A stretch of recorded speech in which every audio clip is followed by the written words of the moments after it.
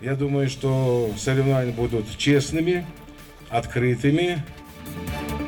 Цель – вершина Цейлом. В Джейрахском районе стартовал чемпионат России по альпинизму в техническом классе. Это был самый крупный такой триумф Красной Армии за все начало Великой Отечественной войны. Памяти славных воинов. К 77-летию победы в Сталинградской битве в Малгобеке для школьников провели экскурсию по музею боевой и трудовой славы. Молоко вдвойне вкуснее, если надоено под музыку. Творческий подход помогает коровам и приносит прибыль. Расскажем, в чем секрет успеха фермера Алихана Дударова.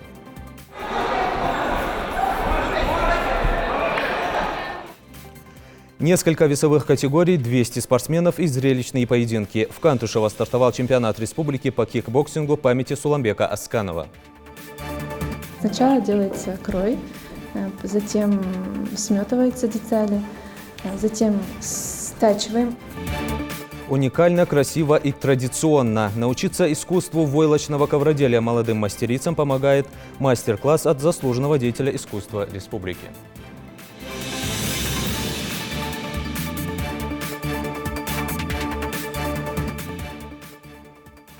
На канале Ингушетия новости 24. Здравствуйте. Цейлом ждет. Горный массив Кязи в эти дни стал центром притяжения экстремалов со всей страны. В Джейрахском районе сегодня стартовал чемпионат России по альпинизму в техническом классе.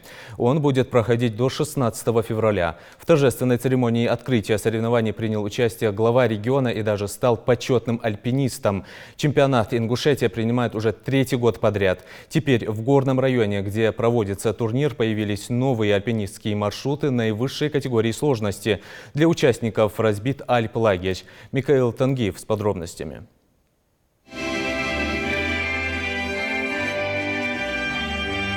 Торжественные мотивы гимнов нашей большой и малой родины открывают чемпионат России по альпинизму в техническом классе. Более 70 спортсменов из порядка 20 регионов собрались у горного массива Кязи. С приветственным словом к участникам чемпионата обратился глава Ингушетии Махмуд Али Калиматов. Все собрались, кто смог приехать в Республику Ингушетия. Для нас это большая радость, искренне. Во-первых, это пропагандирует здоровый образ жизни. Это в память нашей Албогачиевой, которая ушла от нас рано. Понимаете, много таких вещей, которые альпинисты рискованные, девушки, мужчины. Я вам просто желаю успехов, здоровья. Я думаю, что соревнования будут честными, открытыми. И думаю, что если будет закрытие, позволит время, я бы хотел с вами разделить, кто победит, конечно. Ну и кто там, 2-е, 3-е. Все-таки разделить с ними ту радость, которая есть. С прибытием вас, счастья, добра вам, берегите себя. Глава региона поблагодарил президента Федерации альпинизма России Алексея Слатюка за вклад в развитие этого вида спорта в нашем регионе. Алексей Анатольевич, это вам благодарность, что за организацию, за приезд в республику. Я думаю, что это всегда будет вас подстегивать, чтобы вы к нам чаще приезжали. Спасибо. Я от лица Федерации альпинизма России и от тех, кто занимается организацией альпинизма как такового, вас приветствую. Я считаю, что здесь собралась элита российского альпинизма. Это как раз те люди, которые присутствуют здесь перед вами. Это редкий случай, когда такое количество настоящих и даже великих, многие из них уже великие, альпинистов собираются в одном месте. Это большой праздник и для республики, и для альпинизма в целом, и для тех ребят, которые будут участвовать в чемпионате. В свою очередь Алексей Слатюк вручил главе республики почетную награду от Федерации альпинизма России. За заслуги в развитии альпинизма присваивается звание «Почетный альпинист России» главе Республики Ингушетия Калиматову Махмуду Али Макшариповичу. Получилось не очень хорошо, вы меня награждаете, я вас, но думаю, что нормально. Чемпионат России по альпинизму в техническом классе официально открыт. Покорители снежных вершин, бесстрашные скалолазы и горные экстремалы. Как только не называют этих отважных спортсменов. Каждый из них не один месяц готовился к этим соревнованиям и намерен идти до самого конца, точнее до пика. Приехал я из Ростова-на-Дону. Вы впервые у нас, расскажите? Да, я впервые на этих соревнованиях в скальном классе. Маршрут сложный, плюс еще ветер сейчас должен быть достаточно сильный, более 5 метров в секунду. Холодно, нужно сильнее одеваться на ночевке.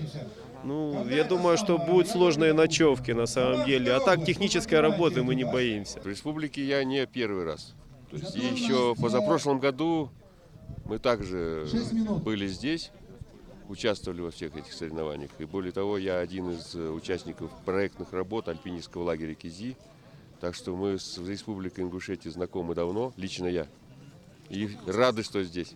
В каждой команде от 2 до 4 участников, у которых спортивный разряд не ниже первого по классическому альпинизму. Всего участникам предстоит совершить несколько восхождений наивысшей категории сложности на вершины Кязи. Ее делит на главную и центральную часть. На этих вершинах, на двух, у нас 17 маршрутов. Есть 2 перо-прохода. Поэтому скалы и гора Кязи, она относится к 6-й категории сложности, 6А. Поэтому и у нас проводятся так часто чемпионаты России, потому что альпинисты довольны, сложность большая и то, что им нужно. И поэтому я думаю, что вот эти дни будет борьба очень интересная. В этом году в регион съехалось на порядок больше команд, чем в прошлые годы. Организаторы отмечают, что такой порыв связан с предстоящими в этом году зимними Олимпийскими играми, которые пройдут в Токио. Сильнейшие альпинисты страны смогут не только побороться за звание лучшего в своем классе, но и насладиться прекрасными пейзажами горной Ингушетии. С каждым годом именно вот эта скала, вот эта гора и вот этот альплагерь приобретает больше известности, больше популярности приобретает в силу того, что и логистика сюда добраться прямо вот. Вы сами видите, выйти с палатки и через 10 минут у подножия этой скалы. Наверное, остается поприветствовать всех участников, всех гостей этого мероприятия. Сегодняшний день как нельзя лучше располагает к свершениям, отмечают участники. Но опытные спортсмены понимают, погода в горах меняется за считанные минуты. На покорение вершины Кязи альпинисты выдвинутся во вторник с самого утра. На пути к победе эти смельчаки готовы к любым испытаниям. В республике чемпионат по альпинизму в техническом классе пройдет уже в 3-й раз. В прошлом году в нем приняли участие 15 команд, которые прошли 6 маршрутов повышенной сложности на горе Гайкомт. Нужно отметить, что альпинизм и скалолазание с 2018 года являются одними из приоритетных направлений и включены в концепцию развития спорта Ингушетии. Будем следить за дальнейшим развитием чемпионата, и пусть победит сильнейший. Михаил Тангиев, Асхаб Билакиев, Новости 24. В этом году в Ингушетии под эгидой Года памяти и славы пройдет более 70 мероприятий и патриотических акций. В день годовщины депортации ингушского народа в республике будут организованы спортивные состязания. А молодые матери Ингушетии теперь будут получать на пластиковые карты пособия по уходу за детьми до 1,5 лет. Об этом говорили сегодня на заседании правительства под председательством исполняющего обязанности руководителя Кабмина Владимира Сластенина. Как отметила вице-премьер Марьям Амриева, в России на проведение праздничных мероприятий из федерального бюджета Ингушетии будет выделено 310 миллионов рублей. Так, ко Дню Победы будут проведены поэтические, художественные, музыкальные, режиссерские и другие патриотические конкурсы. К 75-летию Победы пройдет праздничный парад, а также акции «Бессмертный полк» и «Эстафета Победы». В связи с 250-летием добровольного вхождения Ингушетии в состав России пройдет республиканское мероприятие на стадионе имени Аушева в Назране. Дни Республики Ингушетия в Совете Федерации и Госдуме, а также гала-концерт. Владимир Сластенин напомнил, что к 75-летию Победы в Великой Отечественной войне в первую очередь необходимо привести в должный вид памятники и места захоронений. Говоря о подготовке к годовщине депортации ингушского народа в Казахстан и Среднюю Азию, министр национальной политики Руслан Волков отметил, что 23 февраля на мемориале памяти и славы с 10:00 до 11 часов планируется проведение акции памяти, где все участники смогут провести коллективный намаз. В то же время памятные акции также пройдут во всех муниципальных организациях. А в Назране в связи с празднованием Дня защитника Отечества пройдут спортивные состязания. Владимир Сластенин поручил первым лицам региона не сбивать темп и продолжать активную работу по своим направлениям. Официально представлена символика и единый стиль празднования 75-летия Победы в Великой Отечественной войне. На логотипе изображены цифры, символизирующие памятную дату, слово «Победа» и годы 1945-2020. Символом юбилея празднования станут и лица Победы. Одноименный первый проект в мировой истории использует искусственный интеллект для поиска информации о ветеранах Великой Отечественной. Каждый участник может заглянуть в банк данных, фото и текстовых документов, отражающих роль солдат и офицеров, кто внес свой вклад в Великую Победу. Светлана Томова познакомилась с новыми лицами Победы. За эту великую победу наши предки заплатили огромную цену, проявив неимоверное мужество и массовый героизм. Безвозвратные военные потери Советского Союза составили более 12 миллионов человек, а вместе с гражданским населением свыше 26,5 миллионов человек. Один из тех, кто защищал родину в годы Великой Отечественной войны, был дядя Исрапила Алиева Джабраил Анцидоев. В музее краеведения он впервые пришел с ответственной миссией – передать фотографии и собранную информацию о ветеране. Джабраил был в числе первых, кто отправился на фронт. Каких наград удостоен, в каких сражениях участвовал, родственники точно не знают. Последняя весточка от Джабраила вместе с фотографией пришла в 44-м, а в 45-м знакомые встретили его в Берлине. По их словам, он присматривал за ранеными, но надежда узнать о судьбе своего героя больше греет сердца родственников. Я обращался несколько лет назад в Подольск, запрашивал про дядю. Оттуда мне 2 раза ответ пришел, что род войск, и звание, и должность. Ну, так как у нас нет информации, я в Молгобекский музей обращался с поиском. И здесь музей, Назранский музей здесь, и Фатима, они ведут поиск. Спасибо им большое за их труд. Может, сослуживцы видели его, или со слов родственников, кто-нибудь что-нибудь знает об этом. Может, где похоронен. И отец всегда, даже про войну увидит фильм, я помню, пацаном плачет в сторону, и с тех пор обращались, больше никого не осталось. Чтобы сохранить память о каждом, кто внес свой вклад в Великую Победу, запущена акция «Лица Победы». Они должны стать достоянием сегодняшнего и будущих поколений, считают организаторы. Пятимат Дасхоева также пришла в музей, чтобы поделиться новой информацией о военном пути своего отца, участника Великой Отечественной войны Салангирея Аушева. Чтобы остаться на фронте, ему приходилось не раз менять имя и фамилию. Прошел всю войну и встретил Великую Победу. А по возвращению домой Салангирей увидел пустой дом. Тогда и узнал, что ингушей выслали в чужие края. Он, не раздумывая, уехал в Казахстан искать родных. Все, что было, сгорелось.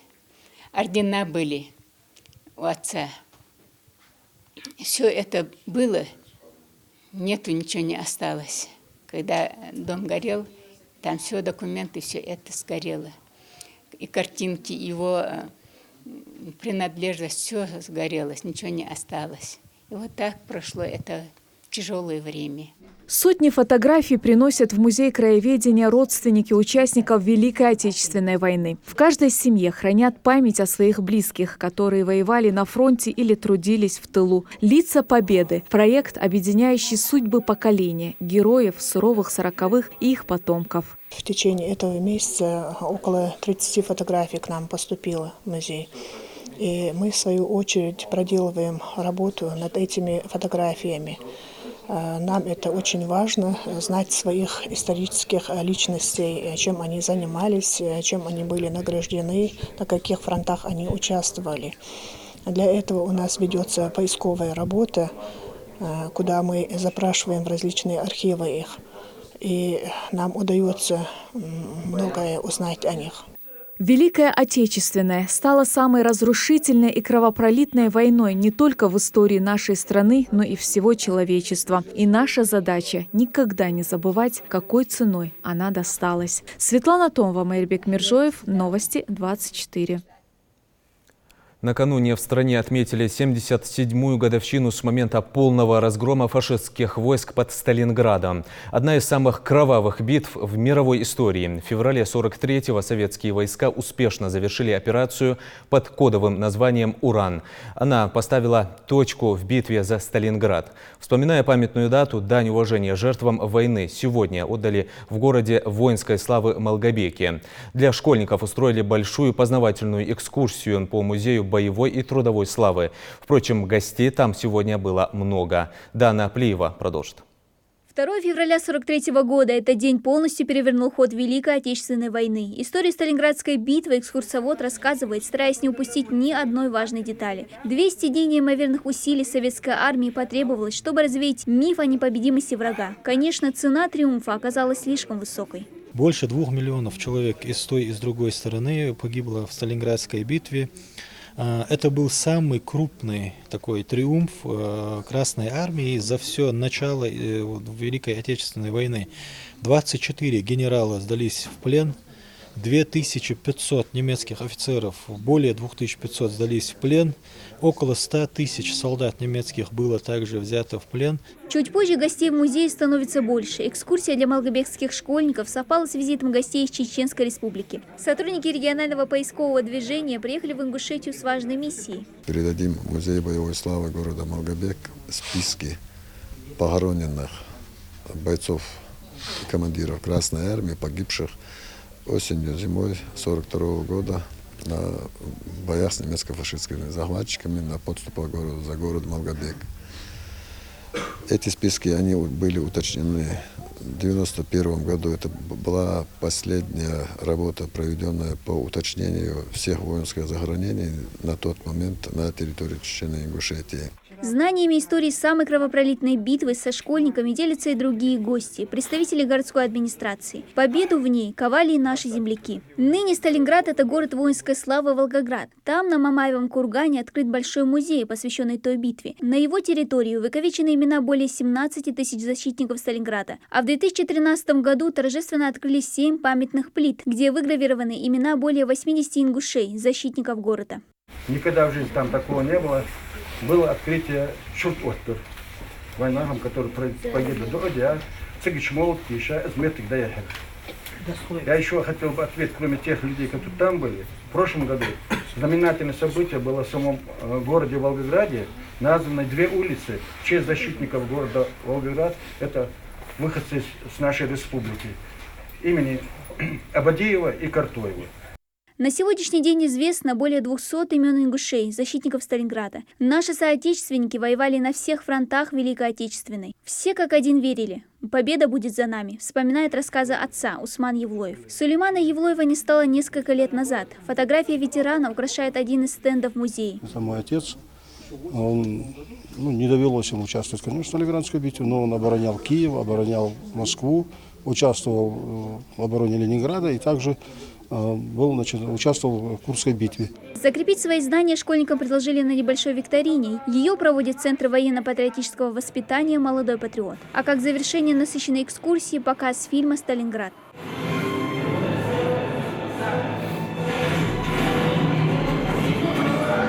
Было очень интересно.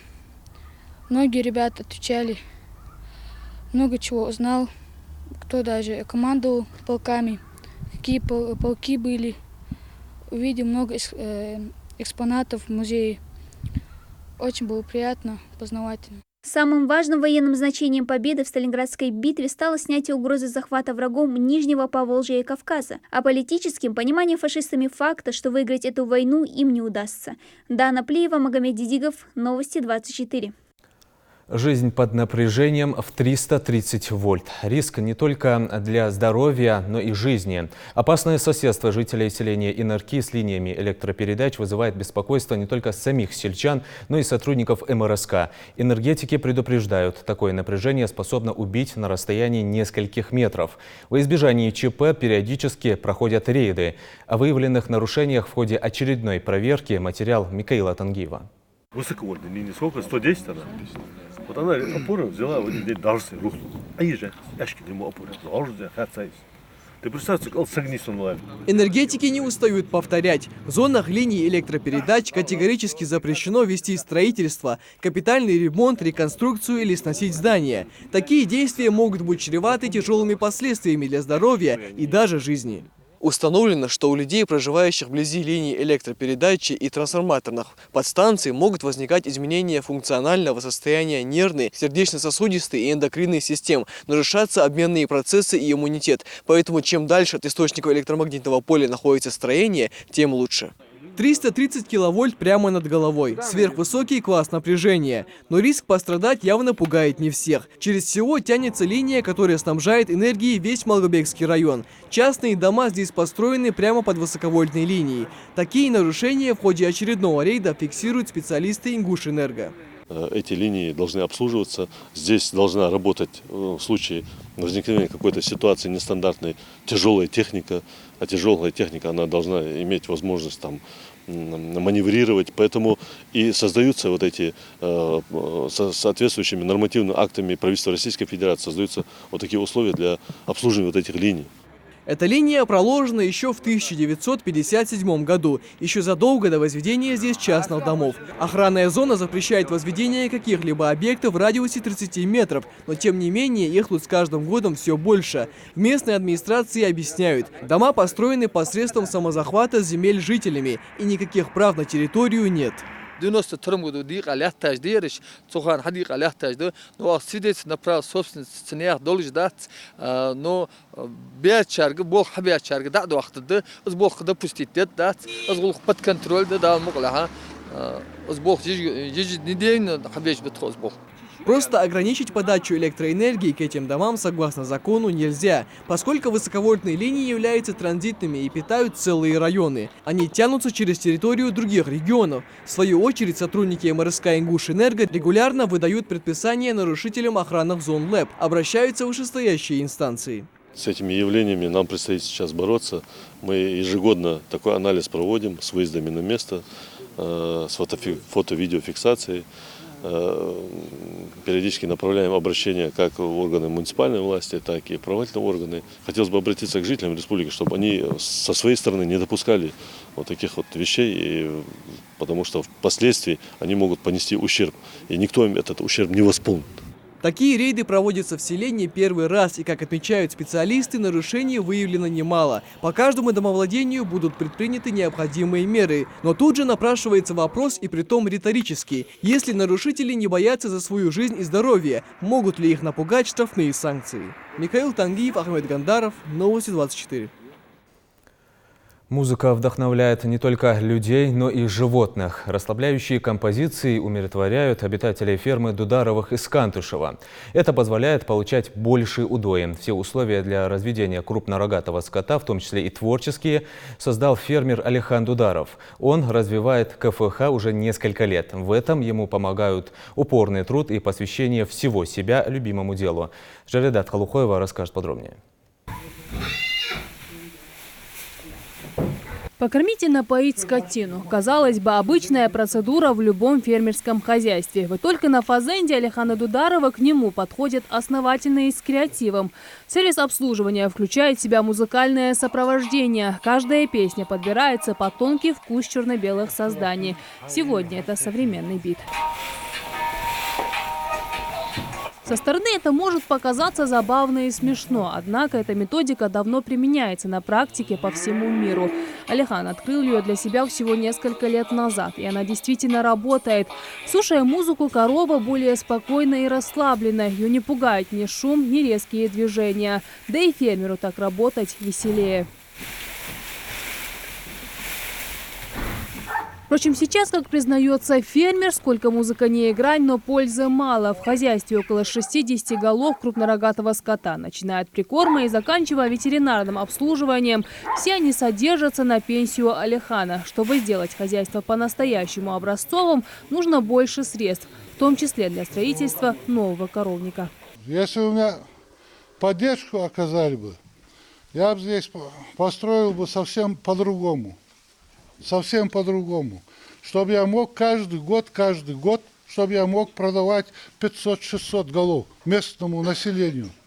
По профессии Алихан военный. 17 лет назад из-за травмы он ушел на пенсию. Тогда-то он и задумал свое фермерское хозяйство. Начинал с одной коровы на пустых 500 сотках земли. Сам построил загон и удобрял эти 4 гектара, которые уходят на посев кукурузы и картошки. В прошлом году кукурузу было, в 2018. В 2019 году картошку посадили. Сейчас в этот год тоже кукурузу собираюсь сажать. Буду покупать. И зерна, и удобрения, все надо купить. Разводить крупнорогатый скот для Алихана Дударова хобби, которое могло бы стать полезным, если бы была поддержка. Сейчас предприятие не приносит дохода. Продукция не реализуется, кроме как редких продаж мяса частным лицам. Молочные изделия перестали продавать еще год назад, так что весь удой уходит на прикормку телят. Подсосы на тех яйца держат. А что дальше есть? Можете, например, раскушка, цигичи, шейханда, машин хулил, молоко у вас принимаешь. Принимаете. А видите, я сам домочет. Видите, хашмала, искусственный ми. Искусственный. А что сдавать не хугерсук. Сельское хозяйство на сегодняшний день – одна из наиболее благоприятных сфер региона. Чтобы показатели по обеспеченности населения продуктами питания собственного производства были выше среднего, необходимо поддерживать и реализовывать аграрный сектор республики в полной мере. Об этом заявил Махмуд Али Калиматов в ходе недавней пресс-конференции. Так что стоит надеяться, изучить и воспользоваться программами грантовой поддержки для начинающих фермеров смогут и Дударовы. Жадат Хулхоева, Магомед Белакиев, Новости 24. Математику уже затем учить надо, что она ум в порядок приводит. Со словами Михаила Ломоносова, полностью солидарны и участники школьной олимпиады. Региональный этап в самом разгаре. Участие в интеллектуальных соревнованиях принимают победители муниципальных этапов. В Центре образования в Магасе сегодня свои знания проверяли по математике. Ребятам предстояло решить 10 заданий за 8 часов. Как они с этим справились, расскажет Тамара Хашагульгова.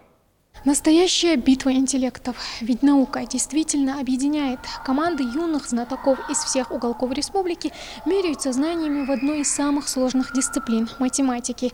Им предстоит решить около 6 задач различной степени сложности. Математика хоть предмет и сложный, но желающих доказать и показать свои возможности здесь немало. За партами лучшие, ведь в региональном этапе участвуют только те, кто с успехом прошел школьный и муниципальный этапы. Таких здесь около сотни, в их числе и Микаил Евлоев. Он на олимпиадах далеко не новичок. Экология, химия и вот сегодня царица всех наук – математика. Задание щелкает как орешки. Для него это своего рода тренировка перед предстоящими экзаменами. Это моя 4-я всероссийская олимпиада регионального этапа. Готовлюсь я, в принципе, ко всем олимпиадам одинаково. Я беру различные тесты, различные задания из интернета, начинаю их решать, сам прорешивать. Также сам я подготавливаюсь в последний день, делаю такой, закрываюсь в своей комнате на несколько часов и сижу и бесперерывно решаю задачи, задания. Юные гении математики. В мире чисел и графиков они чувствуют себя, можно сказать, как рыбы в воде. Подготовка к всероссийскому этапу у них началась еще с сентября. Решали задачи повышенной сложности, чтобы на самих соревнованиях никаких сложностей не возникало. Очень помогают решение онлайн-олимпиад. Их очень много в течение года. Где-то 8 олимпиад можно найти. И надо готовиться к своему предмету с самого раннего возраста. Олимпиада по математике сродни спортивной, ведь не зря эту науку называют гимнастикой ума. Состязание проходит в 2 тура. Теоретические с задачами на логическое мышление. Его ребята проходят сегодня. И практические, где олимпийцы будут думать над заданиями с углубленным решением. Он пройдет во вторник. Всего же в рамках 2-го этапа необходимо решить 10 заданий за 8 часов. Этого вполне достаточно для подготовленного школьника. Задание на эрудицию, на интеллект, на глубокие знания математики, на глубокие знания математики теоретической. не только практическое. Пока одни участники обдумывают свои решения и перепроверяют ответы, другие уже успели все написать. Тамила Аушева – одна из тех, кто справился со всеми задачами буквально за рекордные 2 часа. Уровень сложности несет студентский характер. То есть, как сказала Зара Мухтаровна, это задание, можно сказать, для студентов 5-го курса. Та же самая алгебра, например, теория вероятности, та же самая геометрия. То есть надо рассказать, доказать что-либо. Нам дается, например, окружность, одна из задач, и надо доказать, что существует в общем, на доказательство. И ориентируется на то, что, на то, как ученик сможет, скажем так, расписать, описать, в общем, на его логику, опять же, повторюсь. Региональный этап Всероссийской олимпиады школьников стартовал еще 10 января. Завершится он соревнованиями по испанскому языку 22 февраля. Сейчас у учащихся 9-11 классов впереди тестирование по практической математике, вслед за которым школьники будут соперничать в знании истории, ОБЖ и физподготовки. Лучшие в своих дисциплинах смогут представить свою школу уже на главном заключительном этапе. Тамара Хашагульгова, Адам Далаков, Новости 24. Порядка 200 спортсменов со всех уголков Ингушетии оспаривают звание лучшего кикбоксера республики. Высокий уровень подготовки, мотивация только на победу и несколько весовых и возрастных категорий. Поединки проходят в ФОКе села Кантышево. Чемпионат посвящен 28-летию подвига первого героя России, летчика Суламбека Асканова, и завершится в преддверии важной даты. Подробности в сюжете. Импульсивные удары бойца в красном углу ринга то и дело создают для его соперника немалые трудности. В свои 12 лет Ибрагим Цуров уже не раз становился призером всероссийских турниров. Выступает спортсмен весовой категории 33 килограмма. Кикбокс заинтересовал его своей богатой техникой и разновидностью ударов. Я сначала ходил карате, там все эти приемы запомнил. И еще на кикбоксе немного на тренировке ходил, я пошел в соревнования здесь. Фулл-контакт как один из разделов кикбоксинга, в котором удары наносятся без ограничения силы, прочно закрепился в Ингушетии. Здесь, как и в боксе, отчитываются и нокауты, и нокдауны. Свыше 200 спортсменов разных весовых и возрастных категорий до 6 февраля будут биться за путевку на чемпионат и первенство СКФО. Среди них и Тимур Кадзоев. Азы и тонкости этого вида спорта он осваивал в течение 5 лет. Мне удары нравятся больше, но из-за ноги я побеждал всегда. Чисто кугушба, тимагизди, более ахтахала есть, более дика есть. Соревнования в память о первом герое России и его подвиге способствуют как гражданско-патриотическому воспитанию молодежи, так и повышению мастерства спортсменов, считает президент Федерации кикбоксинга Ингушетии и по совместительству главный судья чемпионата Моусар Кадзоев. Популяризация этого вида спорта в регионе, по его словам, внесет особый вклад в пропаганду здорового образа жизни. Кикбокс сейчас у нас развивается в нашей республике с каждым годом. Чемпионат первенства здесь будет проходить 4 дня до 6. И в 6 будут финальные бои. Все весовые категории, все возраста тут. Мы сейчас все проводим вместе. Там здесь первенство есть, и чемпионат есть. Взрослые, и юниоры, и юноши все вместе. Шлем, капа, накладки и бандаж – все это входит в обязательную экипировку спортсмена. Впрочем, для допуска участника к соревнованиям этого также недостаточно. Если бокс, там носовые кровотечения бывают, проблемы с носом бывают, травмы, то есть. Вот. Если дзюдо, там вывихи бывают в основном, плечевые, суставы, нижней конечности травмируются. То есть все эти спортсмены, вот эти мальчики, вот эти дети, которые тренируются в спортивных школах республики, они проходят через наш врачебно-физкультурный диспансер. Соответственно, мы даем им допуск, если они здоровые, и они поступают к своим занятиям на тренировки. Если проблемы с сердцем, соответственно, мы их не допускаем. Если проблемы со зрением, тоже не допускаем. В основном у нас такие причины бывают. Говорить о победителях и призерах чемпионата и первенства еще рано. Впереди еще 3 дня бескомпромиссного дерби лучших кикбоксеров Ингушетии. Михаил Тангиев, Адам Мережков, Магомед Дидигов. Новости 24.